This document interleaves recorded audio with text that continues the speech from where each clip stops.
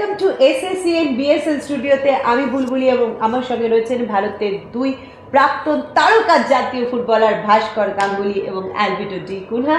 দুজনকেই স্বাগত জানাচ্ছি। আমরা তিনজন একসঙ্গে আজকে এই ম্যাচ দেখলাম এবং এর ফলে যেটা হলো বিএসএল এর লড়াই কিন্তু আরও জমে গেল এবং সিরিয়াসলি এখনো বলা যাচ্ছে না সুপার ফোরে কোন চার দল রুল করবে।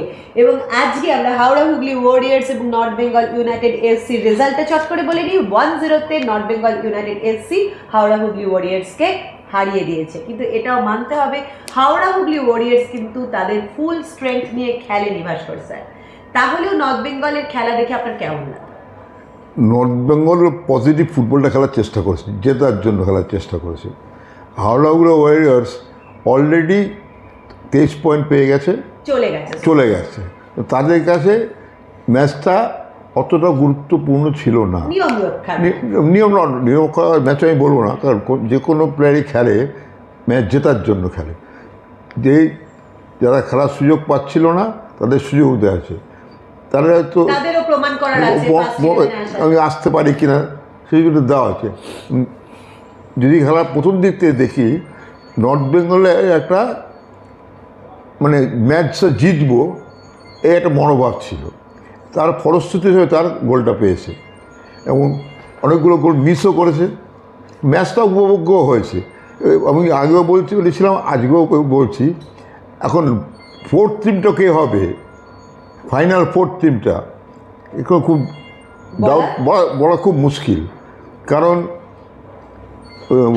বর্ধমান 17-11 খেলে, নর্থ বেঙ্গলে 11 খেলে 17, নর্থ 24 10 খেলে 15, সুন্দরবনে 11 খেলে 20। একটা চ্যালেঞ্জ নেক টু নেক চলছে। আর এখানে যদি যে কোনো টিম যদি দুটো ম্যাচ পরপর জিতে যায়, লাস্ট 3টে ম্যাচ বাকি আছে, তাহলে কিন্তু বলা খুব মুশকিল কে যাবে, তখন গোল এবারে চলে আসবে, ওখানে অঙ্ক ব্যাপার আছে। তা আজকে যে গোলটা খেলো হাওড়া ওয়ারিয়ার্সের, গোলকিপারের একটা কতগুলো সিস্টেম আছে গোলকিপিং করার। আমি যখন বেরোবো আমি একটা কল করবো, আওয়াজ করবে, বল ছেড়ে দেবা, লিমিটে কল করতে হয়, তাতে যাতে করে নিজের ডিফেন্ডাররা গোলকিপারকে প্রোটেক্ট করতে পারে অপোনেন্টের থেকে। ও কল না করেই বেরিয়ে গেছে এবং বলটা নিচের দিকে চলে এসছে, স্বাভাবিকভাবে বলটা ধরতে পারিনি, ফিমেল ঘুষি মারলো, সামনে পড়লো। যে গোল করলো তাকে আমি ক্রেডিট দেবো, বাউন্সিং বল গোলে রাখাটা খুব কঠিন ব্যাপার, ও রেখেছে, সুন্দর রেখেছে এবং গোলটাও পেয়েছে। তার ফলশ্রুতি হিসাবে নর্থ বেঙ্গল এফসি লিগের মধ্যেও চলে আসলো। ফাইনাল করে যাবে কি যাবে না আমরা এখন কেউ বলতে পারছি না, কিন্তু একটা চান্স রইল।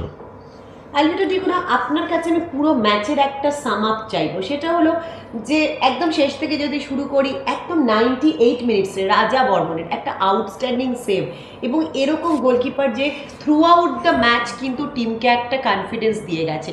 সেই সঙ্গে অর্জুন সিংয়ের যে গোলটা, যেটা ভাস্কর স্যারও বললেন, আপনিও খেলা দেখতে দেখতে বলছিলেন যে এইরকম বাউন্সিং বল সেটাকে কানেক্ট করে ঠিক জায়গায় প্লেস করা, এটা কিন্তু খুবই ডিফিকাল্ট। এবং সেই সঙ্গে রৌনক পাল আসার পরে কিন্তু খেলার যে গতিটা বা বল ক্রিয়েট করাটা, সেটা কিন্তু অনেকটা বেড়ে গেছে। এবং আরেকটা যে শ্লোক তিওয়ারি আজকেও কিন্তু আনলিমিটেড মিস, এবং শ্লোকের থেকে আমরা আরেকটু রেসপন্সিবিলিটি বেশি এক্সপেক্ট করছিলাম, যেহেতু আজকে ডেভিড মোটলা ছিল না টিমে। দেখো, প্রথমে বলি কংগ্রেচুলেশনস টু নর্থ বেঙ্গল। অসাধারণ ফুটবল খেলে তারা আজকে ক্লিন শিট 1-0 ন্যারো মার্জিনে জিতেছে, কিন্তু তাদের জন্য যেটা দরকার ছিল 3 পয়েন্ট, সেটা ওরা পেয়েছে। 2 নম্বর হচ্ছে, একদিকে যে গোলকিপার অসাধারণ পারফরমেন্স, রাজা বর্মন দীর্ঘদিন ধরে ভালো খেলেই যাচ্ছে, উল্টো দিকে অভিলাষ পলের এই একটা মিস্টেক বা ব্লান্ডার বলতে পারি, সেই জায়গাতে তারা গোল কনসিড করেছে হাওড়া হুগলি ওয়ারিয়ার্স। শ্লোক তিওয়ারির যদি আমি একটু বলি, ইয়েস, রানটা দারুণ করেছে যখন তাদের ফরেনার বলটাকে রিলিজ করেছে, Amos if I am not wrong, তখন যখন বল রিলিজ করেছে দারুণ রান করেছে। কিন্তু ওই জায়গায় স্ট্রাইকারকে একটা স্পিড বাড়ানো উচিত। তুমি যখন জানো পুরো ডিফেন্স বিটেন শুধু গোলকিপার সামনে you have to be quick, কিন্তু ও কী করেছে অনেকটা স্লো। দেখো তুমি স্লো করলে পিছন থেকে ডিফেন্ডাররা আসবে, কারণ তারা যখন বিট হয়ে যায় তারা কিন্তু এটা ওই জায়গায় কিন্তু রিকভারি করতে চাইবে, কিন্তু শ্লোক তিওয়ারি এতটা সময় কেন নিয়েছে আমি জানি না। আজকালের মডার্ন ফুটবলে এত সময় কেউ দেবে না, সেই জায়গায় আমার মনে হয় ওকে আরেকটু কুইক হওয়া উচিত ছিল। প্রথম হাফে একটা রিসিভিং ভুল, সেই কারণে হয়তো প্রথম হাফে ওরাই গোল করতে পারেনি। দ্বিতীয় হাফে আর একটা দারুণ বল, সেই জায়গায় আমার মনে হয় কোচ কিংবা প্লেয়ার একটু এই জায়গায় অ্যানালাইজ করা উচিত কি কেন যা বারবার ও মিস্টেক করছে, মিস করেই যাচ্ছে। এইগুলো মিস হয়তো আজকে ম্যাচে কোনোভাবে অর্জুন সিং গোল করে টিমটাকে 3 পয়েন্ট দিয়ে দিয়েছে, কিন্তু প্রত্যেক ম্যাচে অর্জুন কিংবা অন্য কেউ করবে না। আজকে রাইট হাফ যে ছেলেটা খেলছিল, কি একটা আমি নাম রিঙ্কু বোধহয়, অসাধারণ ফুটবল খেলেছে। তো শ্লোক তিওয়ারি জায়গায় যাচ্ছে কিন্তু কনভার্ট করতে পারছে না। তো আমার মনে হয় এই জায়গায় কোচকে ওকে নিয়ে একটু এক্সট্রা প্র্যাকটিস করা উচিত। বাট এনি উইচ ওয়েজ আমি যেটা বললাম 3 পয়েন্টস নর্থ বেঙ্গল সত্যি আজকে ডিজার্ভ করে।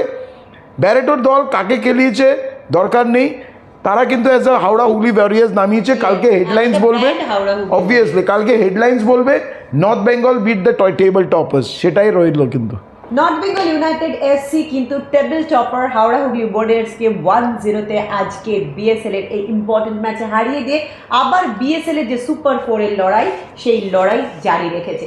কালকের ম্যাচের দিকেও আমরা তাকিয়ে থাকবো। বিএসএল প্রত্যেকদিন নতুন এক্সাইটমেন্ট এবং নতুন সারপ্রাইজ নিয়ে আসছে। প্রত্যেকদিন সাপ লুডোর খেলায় কেউ উঠছে কেউ নামছে। কালকে কেউ সাপের মুখে পড়ছে না, কালকেও আবার সিঁড়ি দিয়ে নিচে নেমে আসছে।